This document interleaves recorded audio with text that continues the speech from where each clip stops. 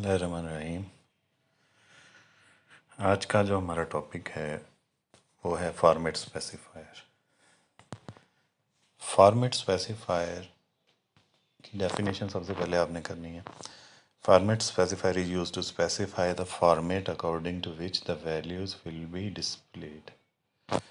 तो ये डेफिनेशन जो है यहाँ से लेके यहाँ तक ये आप याद करेंगे। इसके बाद उसने बताया कि इसकी मदद से ना हम कोई भी वैल्यू जो है उसको किस अंदाज से आपने रिप्रेजेंट करना है, दिखाना है स्क्रीन के ऊपर, ये फॉर्मेट स्पेसिफायर का काम होता है। तो इसमें तीन चीज़ें हैं जो आगे आपको पता होनी चाहिए। वो ये हैं, एक है डाटा टाइप, और दूसरा है फील्ड विड्थ, और तीसरा है फॉर्मेट ऑफ द वैल्यू। अब ये तीनों चीज़ें क्या हैं? डाटा टाइप्स की मुख्तलिफ़ किस्में होती हैं, जैसे आपने पढ़ा है इंटीजर, करैक्टर, वेरिएबल। ये सारी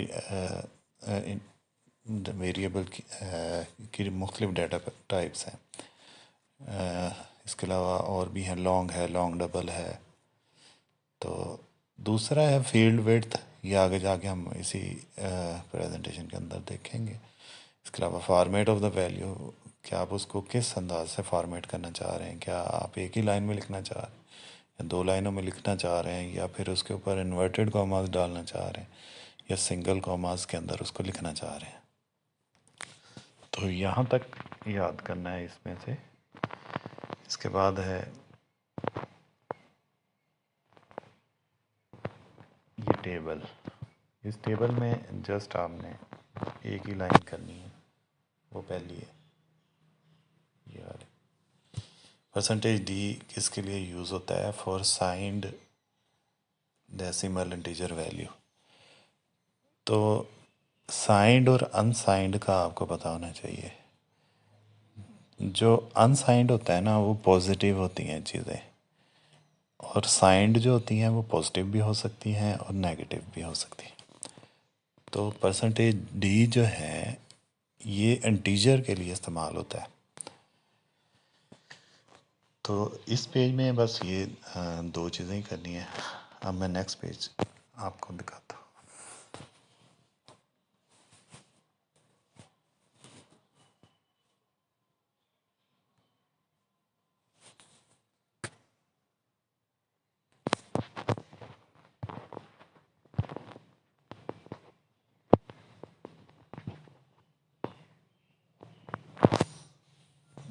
नेक्स्ट पेज में भी आपने जस्ट ये पहली लाइन जो है परसेंटेज एफ वाली पहली line, percentage F used for signed float और डबल वैल्यूज़। तो यानी पहले हमने परसेंटेज डी पढ़ा, वो इंटीजर्स के लिए इस्तेमाल होता है, और परसेंटेज एफ जो है ये फ्लोट वैल्यूज़ के लिए इस्तेमाल होता है।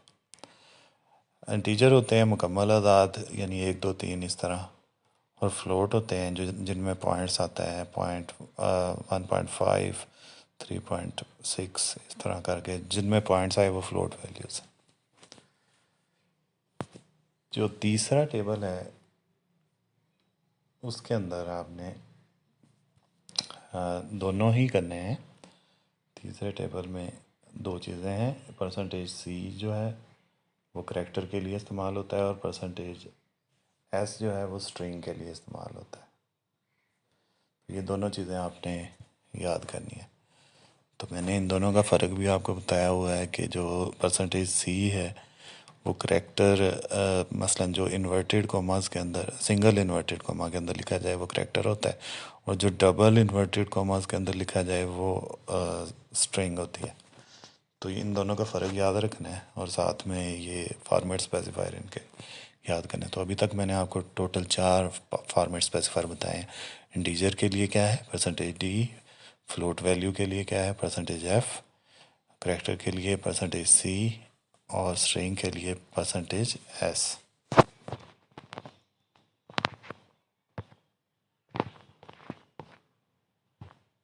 ये आगे उसने बताया है कि इंटीजर वैल्यू कैसे रिप्रेजेंट करते हैं। तो ये आपने पिछले कई एग्जांपल्स देखी हैं। Printf your marks are percentage d, तो और फिर आगे वो एक आर्गूमेंट लिखा है एम। ये लास्ट टाइम जो लेक्चर लिया था उसमें ये मैंने बताया था कि एम की वैल्यू परसेंटेज डी की जगह पे आ जाएगी। तो अगर 100 है एम की वैल्यू तो वो फिर आउटपुट के अंदर डिस्प्ले होगी योर मार्क्स आर 100।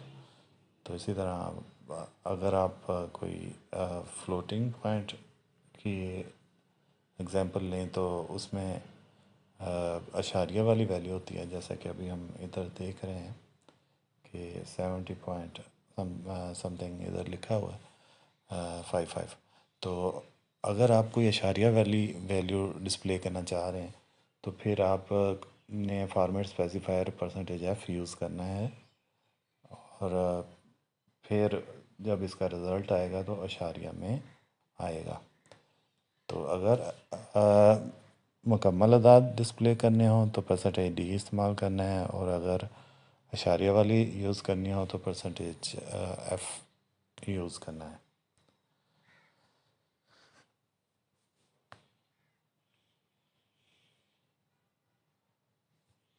इसके बाद है फील्ड विड्थ की डेफिनेशन, ये उसने बताई है।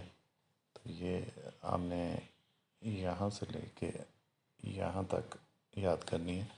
The number of columns use to display a value on the screen is called field width, यानी कितने कॉलम्स मेमोरी के अंदर वो लेती है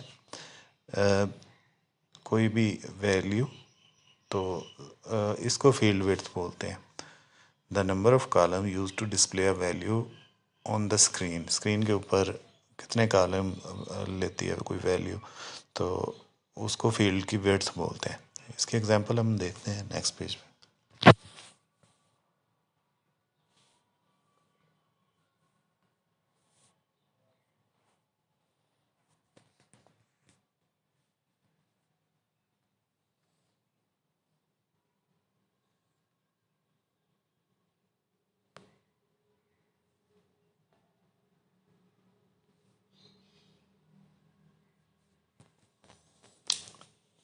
तो इसके बाद इसके एग्जांपल्स आ गई हैं।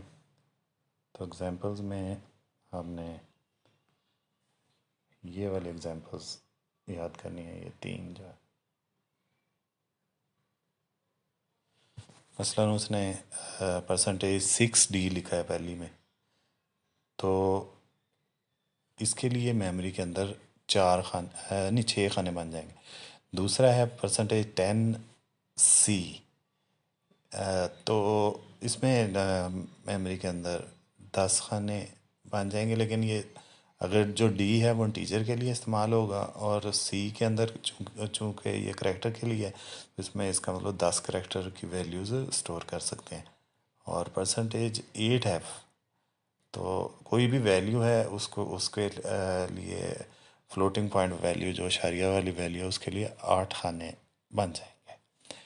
तो ये बेहतर आपको इस एग्जांपल के साथ इसकी समझ लगेगी जो नीचे बताई गई।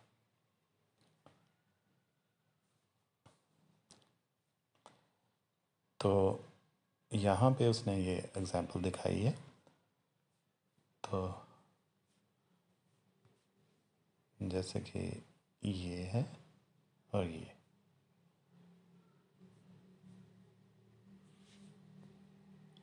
और इसमें आपने ये वाली असल लाइन, सिर्फ ये इस लाइन को देखना है और ये लाइन देखनी है, और ये नीचे जो मैंने हाईलाइट की हैं जो सिर्फ यही हमने गौर से देखनी है।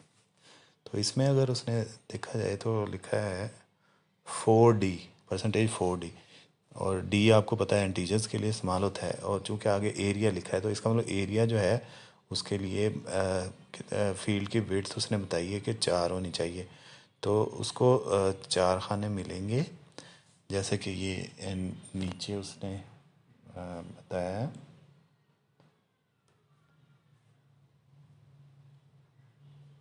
यहाँ पे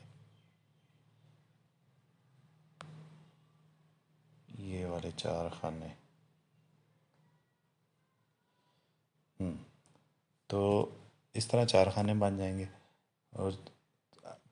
और फिर अगर हमारी जो वैल्यू है, जैसे उसने बताया कि जो एरिया की वैल्यू सपोज की है कि एरिया की वैल्यू है 25, तो ये भी लाइन आपने ज़हन में रखनी है कि एरिया की वैल्यू 25 है, तो उसको अब इन चार खानों के अंदर रिप्रेजेंट करना है।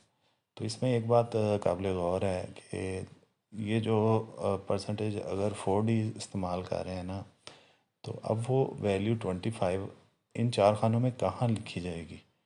तो अगर तो परसेंटेज 4D लिखा है तो वो वैल्यू आएगी राइट साइड पे। दोबारा सुन ले कि अगर परसेंटेज 4D लिखा है तो वो वैल्यू आएगी राइट साइड पे, यहाँ पे। लेकिन अगर उसके साथ माइनस का साइन लगा दिया जाए, यानी -4D लिख दिया जाए, परसेंटेज -4D, तो फिर वो राइट पे नहीं आएगी, बल्कि वो लेफ़्ट साइड पे दिखाई देगी, यहाँ पे। तो ये फ़र्क थोड़ा सा आपने याद रखना है।